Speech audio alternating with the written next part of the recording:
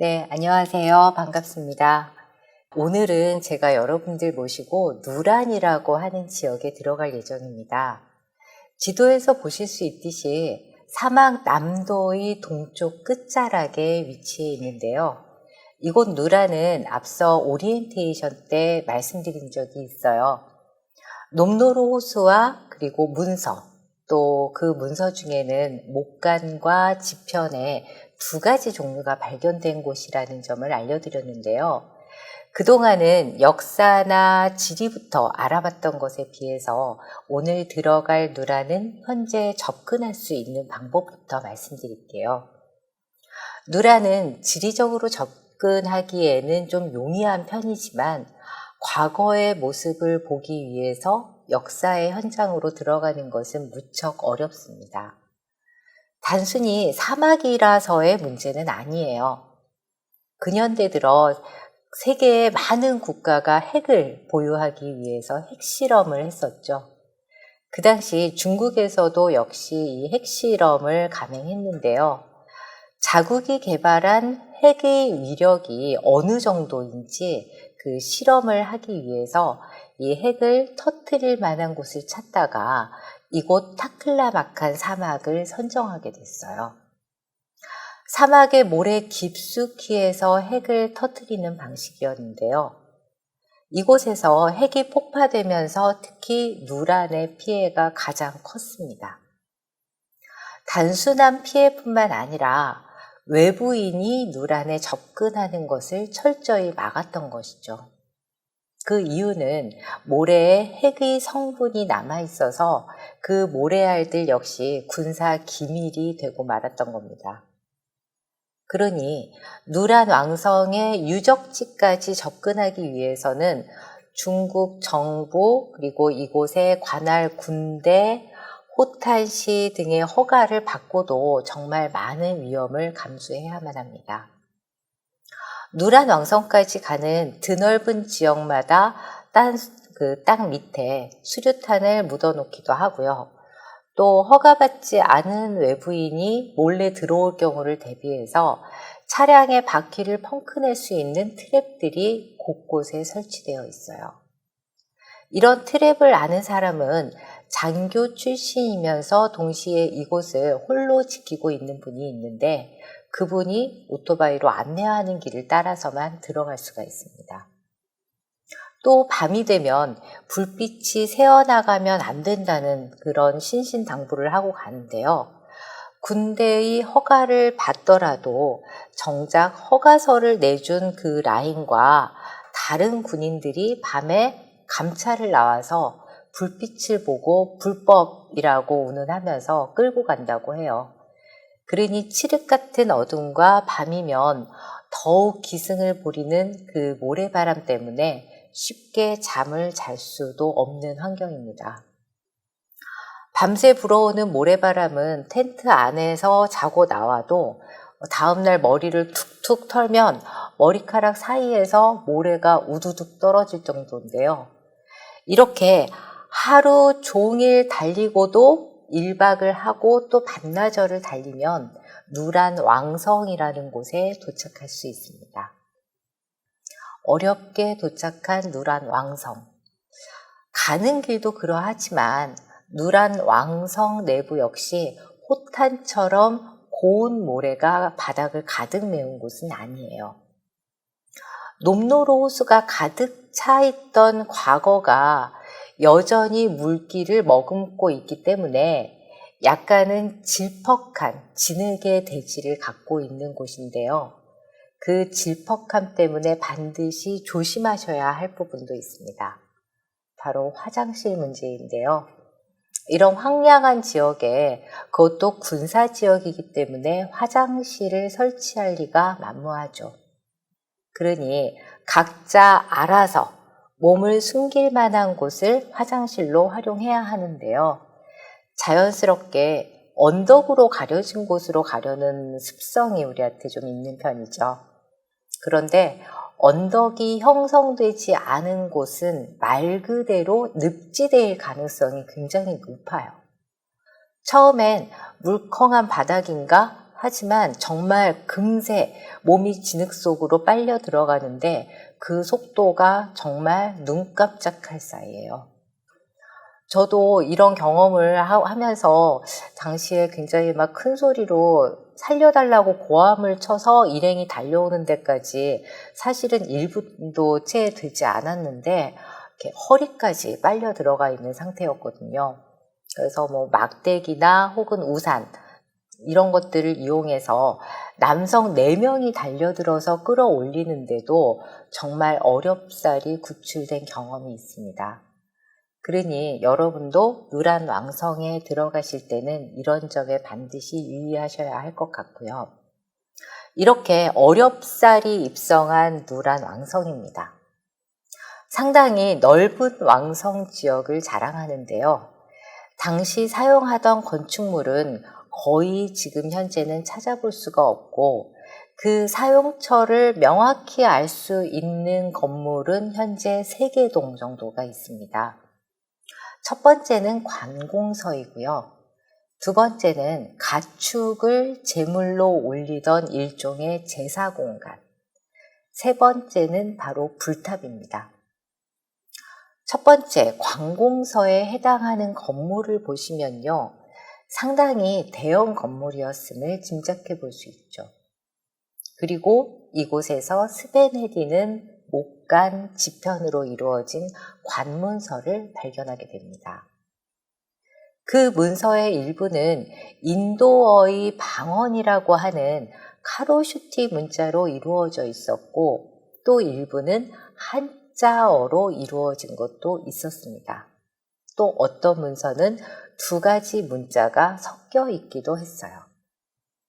그 내용을 살펴보면 부동산 혹은 물건에 대한 계약 혹은 매매 뭐 이런 것들도 있고요. 우리 경찰서에 신고 또는 고소장을 접수하듯이 당시 사건 사고에 대한 내용이 담겨 있는 것도 있었고요.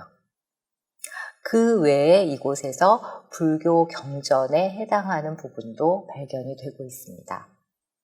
이렇게 당시의 생활상을 가늠해 볼 수 있는 문서들이 발견된 곳인데요. 그럼 이제 2번째 장소로 한번 이동을 해볼까요?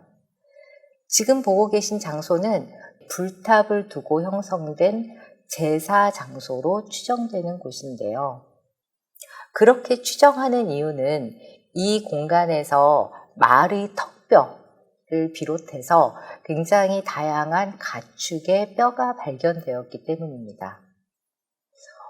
제사의 공간이 아니라 혹시 가정집의 축사 아닐까라고 생각하시는 분도 계실 것 같아요. 그런데 불탑이 보이는 이 지점 라인에 이런 공간들이 더 형성이 돼 있고 모두 제단과 같은 공간도 함께 보이고 있어요. 게다가 우리는 서북인도를 한 차례 지나왔었죠. 그곳에서 그리스인들의 도시였던 시르캅에도 종교시설이 한 군데에 몰려 있었던 것을 본 기억이 나실 거예요. 인도 문화권의 지역에서는 종교시설이란 것은 대부분 한 구역에 몰려 있는데요.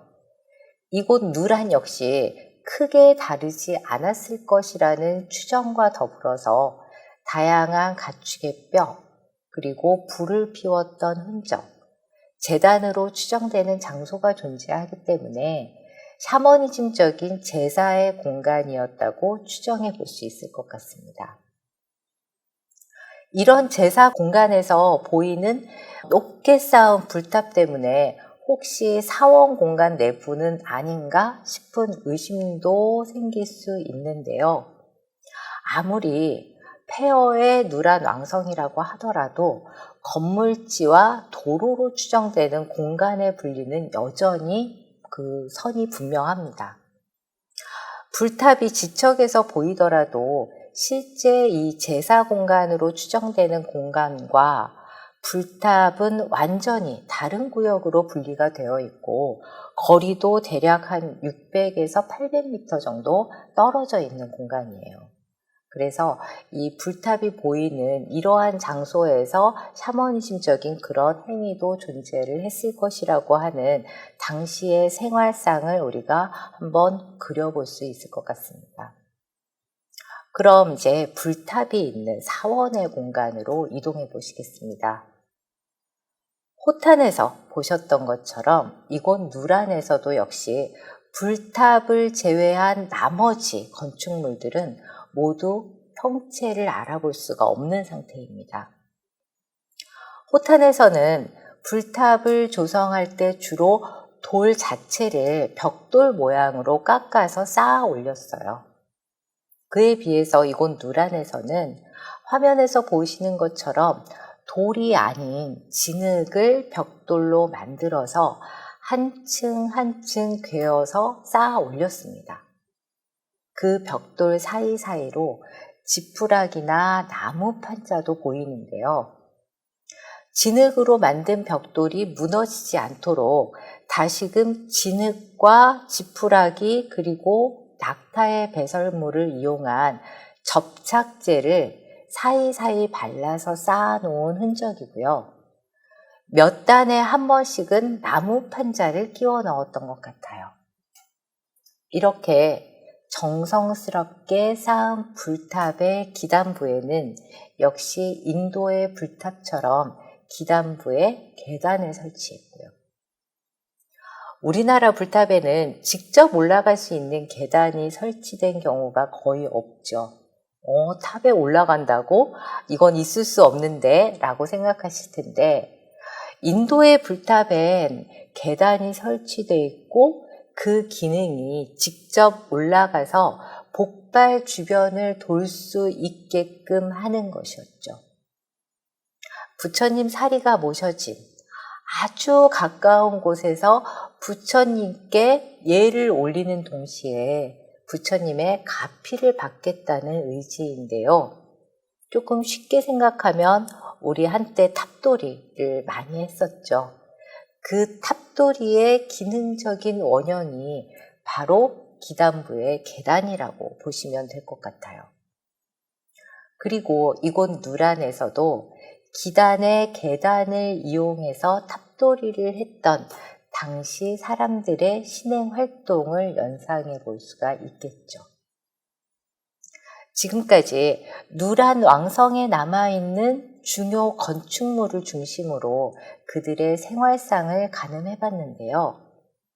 이런 누란은 단순히 놈노루 호수의 이동 때문에 국가가 사라진 것은 아니에요.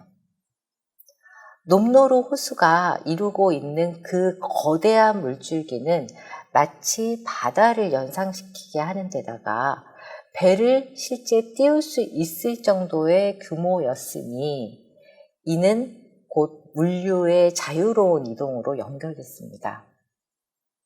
사막이 무슨 배를 띄우냐고요?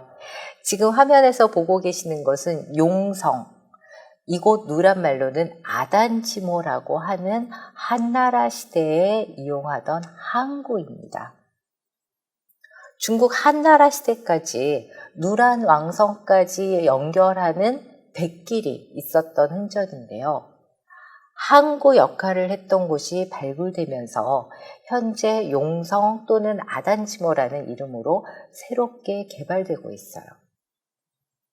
이전에는 항구 지역이었다는 점을 몰랐다가 최근 들어서 조사와 발굴을 통해서 한나라 시대 유통되던 화폐나 그릇 그리고 장신구 등이 발견이 됐습니다. 이렇게 뱃길까지 활용할 수 있는 주요 도로에 위치한 누란이니 거꾸로 이야기하면 주변 국가에서 가만히 둘 리가 없었겠죠. 쿠차를 공격했던 흉노나 중국의 역대 왕조는 이곳 누란을 역시 끊임없이 공략했습니다. 누란이라는 국가 명칭이 엄연히 있었음에도 불구하고 중국에서는 이곳을 점령하면서 없는 선자라는 글자를 만들어가면서 선선이라는 국명으로 바꿀 정도로 정치적 개입도 서슴지 않았는데요. 그러다 보니 누란의 역사는 그리 길게 가지 못하고 구군이 빨리 끝나고 말았습니다.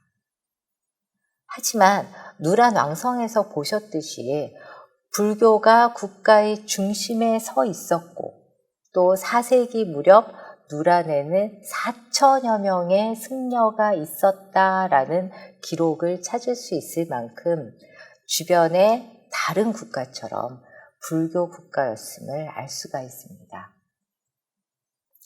비록 국가의 생명력은 길지 않았지만 왕성 내의 거의 정중앙에 불탑을 세울 만큼 불교가 융성했던 누란 왕국을 함께 돌아보셨는데요.